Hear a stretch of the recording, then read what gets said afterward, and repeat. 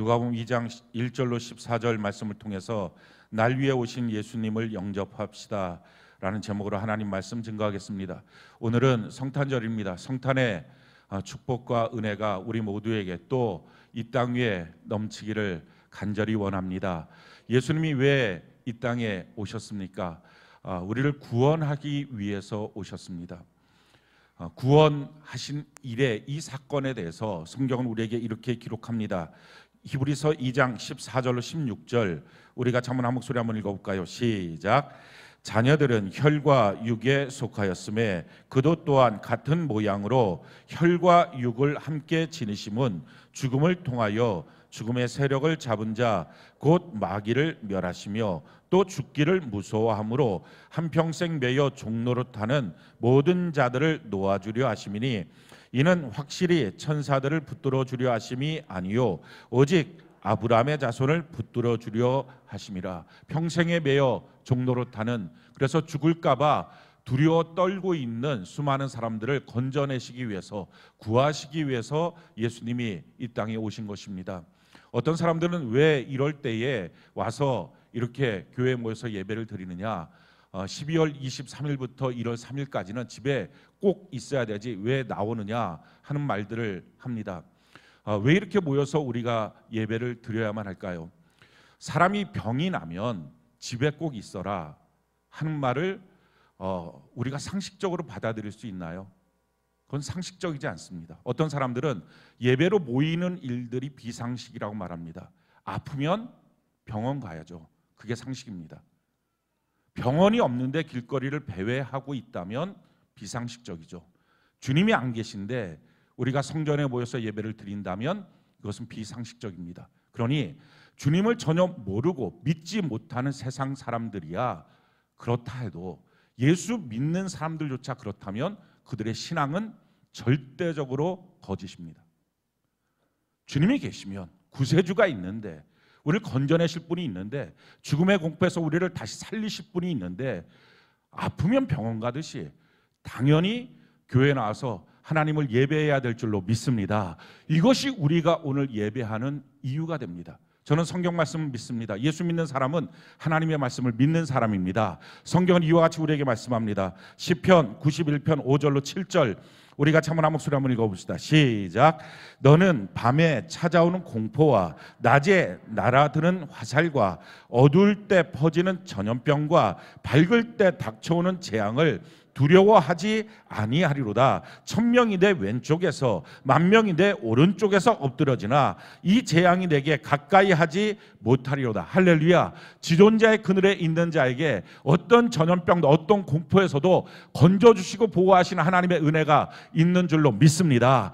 그래서 이 말씀 이대로 믿기 때문에 주저없이 담대히 하나님께 나서 예배하는 것입니다. 근데 만약에 그렇지 않다 할지라도, 우리가 어떤 병에 걸린다 할지라도 우리의 예배를 중단할 수 없는 이유는 이미 베푸신 하나님의 은혜가 있고 영원한 천국이 있으니 우리는 담대하게 하나님께 나와서 예배해야 될 줄로 믿습니다. 또 한 가지, 마귀의 간악한 계획을 우리가 분명히 알기 때문에 예배를 드리는 것입니다. 마귀가 원하는 것은 딱 한 가지예요. 우리가 마귀와의 영적 전쟁을 한다고 합니다. 이 영적 전쟁에 마귀가 빼앗고자 하는 것이 무엇입니까? 딱 하나예요. 예배입니다. 예수님을 향해서 마귀가 3가지 시험을 합니다. 광야에서 시험을 했을 때 마지막 시험의 내용이 이런 것입니다. 성경이 우리에게 이렇게 말하죠. 우리 같이 한번 읽어볼까요? 마태복음 4장 8절로 11절 같이 한번 읽어봅시다. 시작. 마귀가 또 그를 데리고 지극히 높은 산으로 가서 천하만국과 그 영광을 보여 이르되 만일 내게 엎드려 경배하면 이 모든 것을 내게 주리라. 이에 예수께서 말씀하시되 사탄아 물러가라. 기록되었으되 주 너희 하나님께 경배하고 다만 그를 섬기라 하였느니라. 이에 마귀는 예수를 떠나가고 천사들이 나와서 수종드니라. 지극히 높은 산에 가서 천하의 모든 영광과 권세를 다 보여주고 난 다음에 마귀가 원하는 것이 이것입니다. 너 나한테 딱 한 번만 경배해. 너 나한테 딱 한 번만 예배해. 그랬더니 그러면 이 모든 것을 그냥 줄 거야. 마귀는요, 우리의 예배를 뺏어가기 위해서 모든 것을 줄 수도 있고 모든 것을 뺏어갈 수도 있습니다. 그런데 그렇게 해서 예배가 무너지고 나면 평생 마귀는 거기서 상주합니다. 그 집에서, 그 사람에게서 결코 떠나지 않습니다. 마귀가 원하는 것은요, 우리의 예배를 뺏어가는 것입니다. 저는 여러분들의 가정에 예배가 회복되기를 바랍니다. 여러분들의 심령에 예배가 회복되기를 바랍니다. 지금 이 땅이 어떤 곳입니까? 예배를 빼앗긴 땅입니다.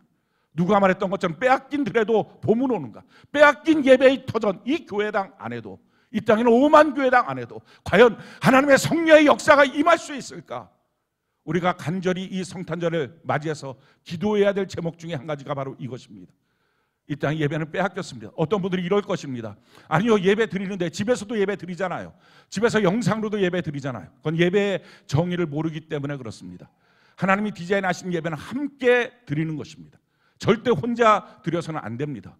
함께 드리는 것입니다. 그래서 성경을 보면 마태복음 5장에 누군가 형제에게 원망 들을 만한 일이 있다면 너가 예배 드려야 될 재물을 거기다 놓고 빨리 가서 그 형제와 화해하고 와서 예배를 드려야 된다. 예배는 나 혼자 여기저기 상처투성이 만들어 놓고 나 혼자 와서 하나님을 경배하고 예배한다고 예배가 아니라는 것입니다. 거기에 분명한 전제 조건이 누구에게나 이웃에게나 그게 아니라 형제에게, 하나님이 부르신 한 몸 된 형제 안에서. 그래서 우리가 구약 성경을 보면 수많은 예언자들이 나와서 끊임없이 이스라엘 백성들에게서 질타합니다. 너희가 왜 강한 자들이 약한 자들을 이렇게 괴롭히느냐, 왜 약한 것들을 뺏어가느냐. 이것은 단순한 사회 정의를 말하기 위함이 아닙니다. 그것은 하나님의 눈에 이스라엘 백성들은 광야교회로부터 시작한 것입니다. 430년 종살이하다 그들이 해방받고 난 다음에 40년 동안 그 행진의 광야의 길을 광야교회라고 말합니다. 광야교회로부터 시작한 이스라엘 공동체가 서로 강자가 약자를 뺏어가고 서로 괴롭히고 한 몸이 안 되니까, 서로 함께가 안 되니까 그들의 예배는 다 개인주의적인 예배니까, 그래서 성경 말합니다. 너희의 예배가 온전히 손에 피가 가득하다. 다른 사람 다 괴롭혀놓고 형제를 다 찢어놓고 한 몸이 아니고 너희 혼자 드리는 개인주의 예배, 내가 더 이상 받을 수 없어서 말라기서 1장에 보니까 성전의 문을 누가 닫았으면 좋겠다. 지금 이 시대가 그 시대입니다. 온 성도들이 함께가 없습니다. 서로가 없습니다. 기껏 해봤자 가족 공동체, 하나님이 부르신 교회 안에서, 하나님이 부르신 이 셀 안에서의 함께 서로가 안 돼 있는 상태에서 예배를 드리니 하나님이 더 이상 그 예배를 받을 수가 없으니 성전문을 닫아버리고 만 것입니다. 이 땅의 5만 교회 가운데 과연 오늘 모여서 예배 드리는 교회들이 몇 교회나 될까요? 그렇게 전심으로 예배하는 성도들이 몇 명이나 될까요? 마귀가 원하는 것은 무엇입니까? 예배 드리지 못하게 하는 것, 예배를 뺏어가는 것, 지금 함께 예배 드릴 수 없는 것, 혼자 있게 만드는 것, 예배가 빼앗긴 것. 그래서 결국은 예배가 빼앗기는 이유가 뭡니까? 빼앗기고 난 다음에 그들이 나타나는 결과가 무엇입니까? 신앙은 다 무너지고 맙니다. 다른 말로 말하면요, 하나님의 이름은 기억해도 하나님을 하나님으로 대접하지 못합니다. 하나님을 경외하지도 못하고 하나님의 말씀을 믿지도 못합니다. 그러니 세상 앞에서 덜덜 두려워 떨고 있는 것입니다. 지금이 바로 이런 시대입니다. 우리가 이때를 맞이해서 우리의 신앙이 다시 회복돼야 될 것, 결단코 마귀에게 우리의 예배를 빼앗길 수 없는 것입니다. 마귀는요, 예배를 뺏어갑니다. 영적 전쟁의 핵심은 바로 예배입니다. 사랑하는 성도 여러분, 그렇게 신앙적으로 흔들릴 때마다 가장 싫은 게 뭡니까? 예배드리기 싫은 거예요. 예배드릴 수 없다고 말하는 것입니다. 경배할 수 없다고 말하는 것입니다. 우리가 하나님을 향하여 예배하는 이 예배가 어떤 경우라도 중단될 수 없는, 포기할 수 없는 평생의 예배자로 사는 은혜가 있기를 바랍니다. 왜 과연 사람들이 예배를 빼앗기고 말까요? 왜 경배를 빼앗기게 될까요? 안 믿는 사람들의 얘기가 아닙니다. 그들은 몰라서 그런 거고요. 예수 믿는다고 스스로 말하고 있는 교회당 안에 왔다 갔다 했던 수많은 사람들, 왜 그들의 예배는 빼앗기고 말았을까요? 오늘 본문은 그 내용을 우리에게 설명하고 있습니다.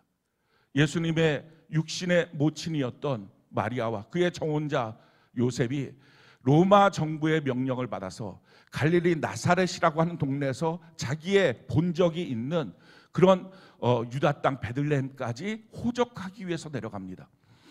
그 길이 약 150km 정도 됩니다. 아마도 계획적으로 따졌을 때는 나귀를 타고 갔을 거니까, 임신한 아내와 동반하기 때문에, 그래서 이틀이면 충분히 왔다 갔다 호적 다 정리하고 올라올 수 있을 것이다, 그렇게 생각을 했을 것입니다. 근데 뜻밖의 너무 많은 사람들이 있었습니다. 거기에 너무 많은 인파가 있어서 자기가 계획했던 이틀이 아니라 수일이 지나고 말았습니다. 경비를 조금밖에 가져가지 않았기 때문에 그들은 더 이상 그 경비를 어떻게 할 방법도 없었고, 너무 많은 인파가 있어서 거기서 어떻게 숙소를 구하는 것이 만만치가 않았습니다. 설상가상으로 먼 여행을 나귀를 타고 왔기 때문에 아직 출산할 때가 아니었지만 마리아가 출산하는 상황이 되고 말았습니다. 급박하게 여관에 가서 우리 아내가 지금 출산하게 됐습니다. 방을 주십시오. 그랬더니 방이 없습니다. 결국은 마국간에서 짐승들이 바로 옆에 있는 데서 출산을 하고 그 아이를 강보에 싸서 짐승들의 밥통이었던 구유에 뉘어놓는 그런 참혹한 광경이 나오는 것이 오늘 이 본문의 말씀입니다. 사람들이 성탄절하면 즐거운 날 맞습니다. 그래서 서로 간에 케이크도 주고 서로 간에 뭐 이것저것도 합니다. 근데 사실은 첫 번째 성탄절은 참혹한 날입니다. 아이를 출산하는데 짐승들이 옆에 있는 곳에서 아이를 출산하고 그 아이를 누일 곳이 없어서 짐승들의 밥도 그 더러운 세균이 가득 차 있는 그곳에 자기의 아이를 놓은 하나님이 우리를 위하여 그 하나님의 독생자를 낳는 이 사건이 오늘 첫 번째 성탄절의 사건입니다. 이 성탄절의 사건을 통해서 우리가 보게 되는 것은 여관 주인이 예수님이 누구인지만 알았다면 과연 이렇게 박대할 수 있었을까 하는 것입니다. 사실은 여관 주인뿐만 아니라 세 종류의 부류의 사람들이 성경을 보게 되면 예수님의 탄생을 박대했던 모습들을 우리가 보게 됩니다. 이들은 다 예수 안 믿는, 다른 말로 말하면 하나님 나라 백성 이외의 이방인들이 아닙니다. 도리어 이방인들은 동방박사처럼 찾아와서 경배도 했습니다. 그런데 하나님 나라 백성이라고 자부하는 사람들 가운데 하나님의 아들 예수님이 오신 것을 박대한 것입니다. 혹시 우리 안에는 또 우리 주변에 하나님을 믿는다고 하는 사람들 가운데는 이렇게 박대하는 경우들이 없는지를 오늘 말씀을 통해서 우리가 살펴보기를 바랍니다. 가장 첫 번째 종류의 사람, 그가 바로 헤롯입니다. 성경에 보면 그 헤롯에 대해서 성경이 이렇게 말합니다. 마태복음 2장 1절로 2절, 마태복음 2장 1절로 2절. 우리 같이 한번 한 목소리 한번 읽어볼까요? 마태복음 2장 1절로 2절 같이 한 목소리 시작.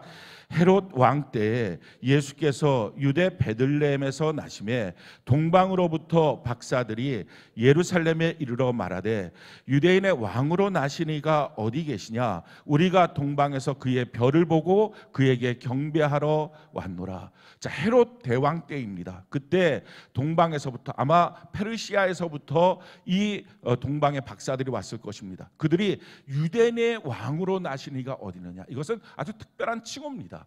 다니엘서에서부터 유대인의 왕이라고 하는 칭호가 있었습니다. 이것은 단순한 왕이 아니라 온 우주를 구원하기 위한 하나님의 메시아 그리스도가 오신다. 그가 바로 유대인의 왕이다. 다니엘의 예언을 통해서 그 다니엘이 있었던 페르시아에 있었던 이 하늘을 바라보고 점을 치고 하늘을 바라보고 별을 연구했던 사람들에게 전통처럼 이어져 왔던 내용입니다. 뿐만 아니라 이스라엘 백성들 다 이 사실을 알고 있었습니다. 메시아를 기대하고 있었습니다. 그런데 그 유대인의 왕, 그 메시아가 오셨으니 그분이 어디 계십니까? 당연히 예루살렘에 오셨을 거라고 동방 박사들은 생각했을 것입니다. 그래서 그렇게 물어보는 것입니다.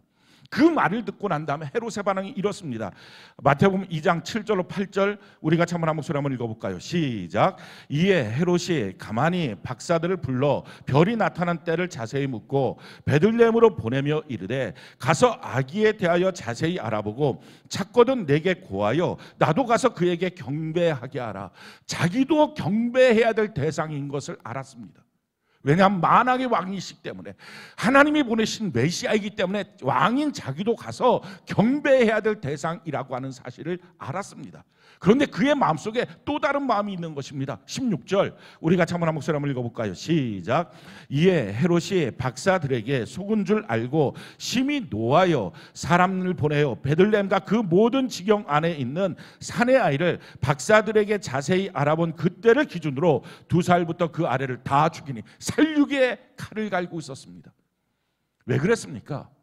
한마디로 말하면 자기 일에 손해가 날까 봐입니다. 왕인 자기보다 훨씬 더 높은 왕이 왔으니 자기는 아무것도 아니게 될까 봐, 자기 일에 손해가 날까 봐. 왜 오늘날 이 땅 위에 하나님을 믿는 백성이라고 하는 사람들이 예배를 두려워합니까? 예배를 드리지 않습니까? 사업장에 손해가 날까 봐, 직장 생활에 손해가 날까 봐 오늘날의 헤롯이 동일하게 있는 것입니다. 과연 나의 안에는 헤롯과 같은 이런 잘못된 영성이 있지는 않는지 우리가 한번 점검해 봐야 합니다. 두 번째 부류의 사람들이 있습니다. 바로 서기관들, 대제사장들입니다. 마태복음 2장 4절 5절 우리가 한번 한 목소리 한번 읽어볼까요? 시작. 왕이 모든 대제사장과 백성의 서기관들을 모아 그리스도가 어디서 나겠느냐 물으니 이르되 유대 베들레헴이오니 이는 선지자로 이렇게 기록된 바. 어디서 과연 메시아가 나겠느냐? 라는 질문 앞에 단 1초의 망설임도 없이 유대 땅 베들레헴입니다. 성경에 대해서 능통했던 사람입니다. 너무 잘 알았습니다. 근데 문제는 이 잘 아는 지식이 그로 하여금 가서 경배하게 하지 못했습니다. 몸 하나 움직이지 못하는, 머리로서는 예수 잘 안다고 생각하고 지식이 있다고 생각하지만 하나도 꼼짝 못하는, 손과 발이 없는 그리스도인. 성경 그 모습을 이렇게 우리에게 말하고 있습니다. 야고보서 2장 19절로 20절 26절 우리가 한번 한 목소리 한번 읽어볼까요? 시작. 내가 하나님은 한 분이신 줄을 믿느냐? 잘 아는도다. 귀신들도 믿고 떠느니라. 아, 허탄한 사람아, 행함이 없는 믿음이 헛것인 줄을 알고자 하느냐? 영혼이 없는 몸이 죽은 것 같이 행함이 없는 믿음은 죽은 것이니라. 순종이 안 되는, 행함이 안 되는, 알고는 있는데 그렇게 복종이 안 되는, 그렇게 가서 예배드리는 일이 진행이 안 되는, 그것을 종교인이라고 말합니다. 이와 같은 사람들이 있습니다. 또 세 번째 종류의 사람, 오늘 본문에 나와 있는 여관 주인과 같은 사람입니다. 이 여관 주인이 예수님이 누군지 알았다면 이렇게 박대하지 않았을 거예요. 예수님이 누구십니까? 성경은 우리에게 이렇게 말하죠. 누가복음 2장 10절로 11절 우리 같이 한번 한 목소리 한번 읽어볼까요? 누가복음 2장 10절로 11절 같이 한 목소리 시작. 천사가 이르되 무서워 말라. 보라, 내가 온 백성에게 미칠 큰 기쁨의 좋은 소식을 너희에게 전하노라. 오늘 다윗의 동네 너희를 위하여 구주가 나셨으니 곧 그리스도 주시니라. 구주가 나셨다. 나를 건져내실 분 구세주가 나셨다 라는 것입니다. 이분이 바로 예수님이에요. 이걸 알았다면 이 여관 주인이 아마 이렇게 예수님을 박대하고 그러지 않았을 것입니다. 자기 안방이라도 들어오라고 그렇게 했을 것입니다. 왜 그랬을까요? 몰랐으니까. 근데 우리가 꼭 기억해야 돼요. 모른다는 말이 하나님 앞에서 면피되지 않는다는 것. 왜 몰랐을까요? 직접 찾아오셨는데, 자기 집 앞까지 문을 두드렸는데 왜 몰랐을까요? 성경 그 이유를 이렇게 우리에게 설명합니다. 고린도전서 2장 14절 우리 같이 한번 한 목소리 한번 읽어볼까요? 시작. 육에 속한 사람은 하나님의 성령의 일들을 받지 아니하나니 이는 그것들이 그에게는 어리석게 보이며 또 그는 그것들을 알 수도 없나니 그러한 일은 영적으로 분별되기 때문이라. 육에 속한 사람이었기 때문에 그걸 알지도 못했다는 거예요. 또 뿐만 아니라 그렇게 하고 있는 사람들을 보면서 어리석게 보였다는 것입니다. 아, 이렇게 하는 거 비상식적 아니야? 아, 왜 이렇게 가서 이렇게 해야 돼? 아, 지금 얼마나 위험한 때 가서 예배를 드려야 돼? 말도 안 된다고 생각하는 마음들이 있었기 때문에 성경 것을 통칭해서 육에 속한 사람들이라고 말합니다. 세상 사람들은 다 육에 속했죠. 근데 예배당까지 들어왔던 사람들, 교회 등록되어 있는 사람들, 왔다 갔다 거리는 사람, 이 땅 위에 1200만 명이라고 하는 그 많은 사람들, 왜 그들은 이렇게 주님 앞에 나와서 경배해야 된다는 사실, 자기 집 문 앞까지 와서 두들겼던 주의 음성을 듣지도 못하고 거절하고 마구간 말구유로 예수님의 행렬을 보내야만 했을까요? 육에 속해서. 육에 속한 이유가 있어요. 성경이 그 이유를 우리에게 이렇게 설명합니다. 마태복음 24장 37절로 39절 우리 같이 한번 한 목소리 한번 읽어볼까요? 시작. 노아의 때와 같이 인자의 임함도 그러하니라. 홍수 전에 노아가 방주에 들어가던 날까지 사람들이 먹고 마시고 장가들고 시집가고 있었으며 홍수가 나서 그들을 다 멸하기까지 깨닫지 못하였으니 인자의 임함도 이와 같으니라. 먹고 마시고 장가가고 시집가고, 이건 우리의 일상적인 삶입니다. 이 일상적인 삶을 살고 있다는 것이 정죄받을 이유는 아닙니다. 근데 문제는 일상적인 삶이 우선순위인 사람이에요. 먹고 마시는 게 최고 아니야? 그것 끊기면 어떻게 해? 시집가고 장가가는 것, 이게 최고 아니야? 내 인생 사는 것, 지금 이 땅이 최고 아니야? 그게 가장 먼저 아니야? 이것이 1순위에 놓여있는 사람들, 그들을 육에 속한 사람이라고 말하고요. 그들은 하나님의 일에 대해서 알 수도 없고 어리석게 보인다고 말합니다. 그들은 마지막에 노아로 말미암아 멸망받는 그 시점까지 깨닫지 못했다는 것입니다. 주님이 오시는 것도 마찬가지고 그날을 깨닫지 못하는 이유, 유기에 속했기 때문에, 세상살이에 바빠서. 사랑하는 성도 여러분, 주님이 오셨을 때에 이 땅은 딱 두 종류의 사람으로 나뉘어진다는 거예요. 성경이 우리에게 이렇게 말합니다. 요한복음 1장 11절로 12절, 우리 같이 한번 한 목소리 한번 읽어볼까요? 시작.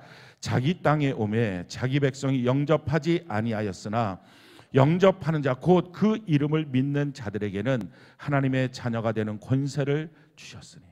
자기 땅에 오매 자기 백성들이 영접하지 아니하였으나, 박대하였으나, 영접하는 자 곧 그 이름을 믿는 자들에게는 하나님의 자녀가 되는 권세를 주셨으니.